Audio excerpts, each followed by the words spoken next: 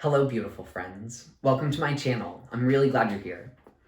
Today's reflection is about names, about the coexistence of anxiety and possibility, and about the ways in which any single name or title struggles to capture the entirety of who we are and who we might become. At the end of this video, I'll leave you with 3 questions for contemplation that hopefully will provide you with greater insight for your own life and which can help you unlock a more nuanced perception. I'm going to open with a disclaimer, because in this video, I will share my dead name with you all. Now, for those who don't know, a dead name is what many trans or gender nonconforming people call the names that they have used previously, but no longer use. The names are dead, hence dead names. I am sharing this because I believe that it will make today's reflection easier to follow, understand, and digest. And as an act of trust and vulnerability, because I believe that you are kind, and that you will not use it as a weapon against me. But I want to emphasize that while I am sharing this information with you willingly, dead names are not something that you or anyone are entitled to, and you do not have my permission to refer to me by it. Furthermore, in case you're new to the whole trans thing, it is not appropriate and in fact incredibly violent to ask a trans person or any person who has changed their name what their name was before, what their real or birth name is, or to refer to them by a dead name should you come to find one out somehow.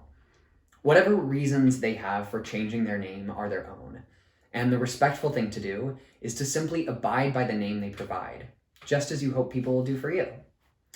So, when I was born, my parents gave me the name Joshua Ryan Yarbrough, and while that was my legal and functional name for much of my life, it now feels almost unrecognizable to me.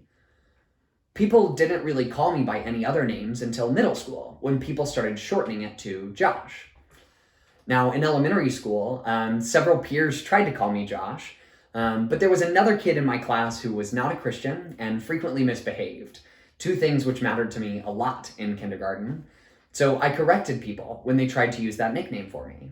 I wanted to increase the distance between myself and this so-called Josh. But by the time that middle school came around, and my perspectives on the world were evolving, I was less bothered by the abbreviation and grew tired of correcting people, so I became Josh. A few friends continued to call me Joshua for a few more years, but by the time I was leaving undergrad, no one, not even my parents or family, continued referring to me as Joshua. There was no discussion about this, no mutual decision to render the name dead or unusable, and I was never offended when someone used it. It just continued to feel increasingly incorrect and misrepresentative of who I perceived myself to be. I struggled to respond to it at the time, not because I felt any discomfort or dysphoria, but simply because it wasn't the name that people consistently used for me, and therefore, functionally, it simply wasn't my name. So at a certain point, I began correcting people, professors, doctors, etc., not because I didn't like the sound or feeling of Joshua, but simply because it was unrecognizable to me, or no longer recognizable as me. When people called that name, I no longer naturally turned in response. So, by the time I came out as trans, I already had one dead name. I already knew what it felt like to outgrow a name, to leave it behind, and to form new associations, new conceptions of myself, new understandings of who I was, which were associated with a new name. Joshua and Josh were different people to me. Their utterances evoked different images, different feelings, different imaginations.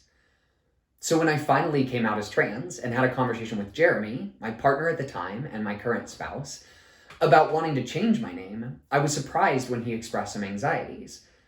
"It's not that I'm opposed to you changing your name," he said. "It's just that I've only ever known you as Josh, and I don't know how it will feel to know you by a different name. It's kind of impossible to imagine." And it was. After long conversations with my parents, Jeremy, and my closest friends, I finally settled on the name Joss Ray Yarbrough. But this process of selecting this name was deeply anxiety-inducing. I wrestled over whether to keep my initials consistent or to abandon them in exchange for something new. How would I decide what that something new should be? And how could I know that it would be worth the effort?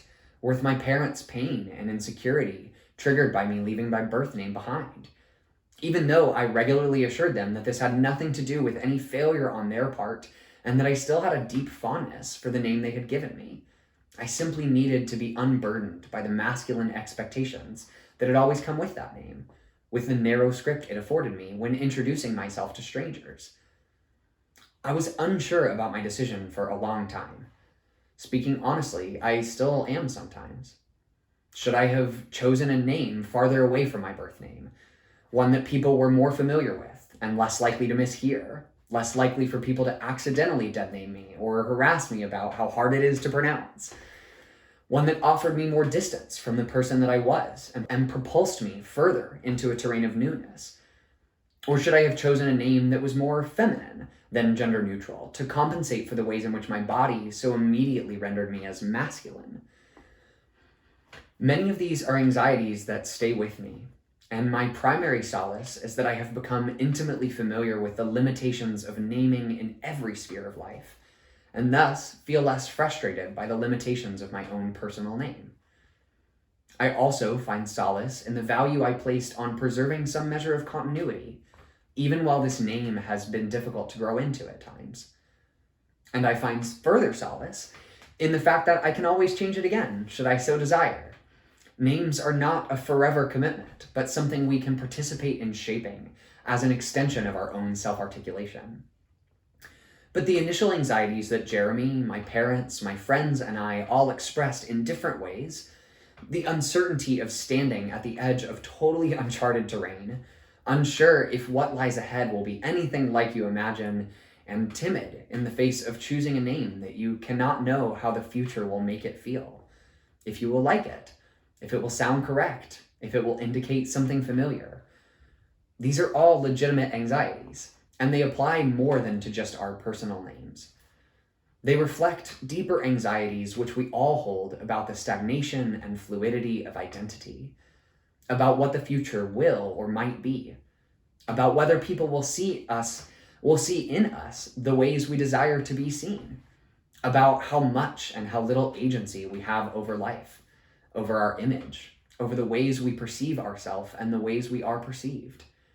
This is what I will explore in our next video, but to wrap up today's reflection, let me conclude by saying that there are anxieties which are only resolved by making peace with the unknown and finding within yourself the patience to let answers unfold in their own time. So today, my name is different still, Joss Ray Willsbrough. This most recent change is a result of my marriage, a more normal reason to change one's name, and thus, as expected with norms, an easier paper trail to navigate. It was just a couple of forms and an explanation that most people can understand. But I love my name. I love how it has shaped me. And my dead names, all of my dead names, they feel, well, pretty much dead. They live in my memory, in old documents, in an old email account or two, and they come around every once in a while, but they've lost their familiarity. Or rather, their familiarity has become one of past tense, in the way that I think about friends I once had, memories from childhood, or old photographs. Recognizable and intimate, but distant and less clear. When I hear the name Josh in public, I rarely turn my head. I can recognize an old self in these names, someone I once knew, someone who made me who I am. And I have come to appreciate the same newness within my current name. The Joss I see reflected in the mirror today is simultaneously the same person I have seen in the mirror every day of my life, and someone entirely unrecognizable, someone full of possibility, mystery, history, and change. And by seeing these things on my own body via my own name, I have come to more deeply appreciate the ways in which they are true for all people, whether they have had the same name for their entire life or whether they have changed their name more times than I can imagine. We are all negotiating with the consequences of naming, with the comfort it feels to be known and the restraint of how it feels to be known in a limited way.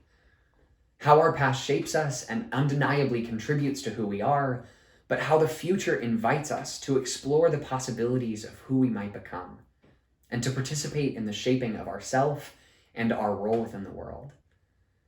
So, as promised, I'll leave you with some questions for reflection and contemplation, which can hopefully provide some food for thought and clarity of perspective. So first, think about all of your many names. Consider not only your legal name, nicknames, pet names, etc., but also your functional names: friend, child, student, parent, partner, spouse, coworker, and so on. How has your relationship to your names evolved over time?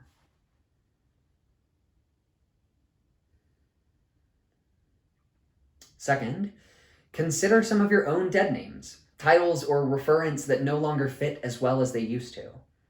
As you have grown, you have also assuredly outgrown certain names and discovered others. That is, over the course of your life, your name has given way to other names or different relationships to the same name. So how might your evolution of names provide you with a better sense of your own evolution, your own fluidity, your own complexity?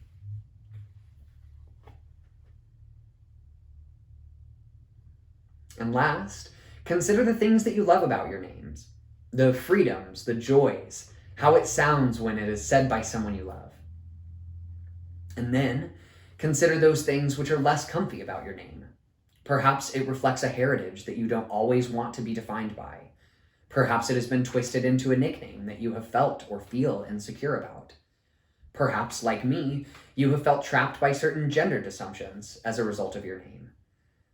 Now try as hard as you can to hold these elements in tension. What is the most complex relationship you can imagine between yourself and your name or names? How do your names help other people to make sense of who you are? And in what ways does your name limit other people's imagination of who you could be?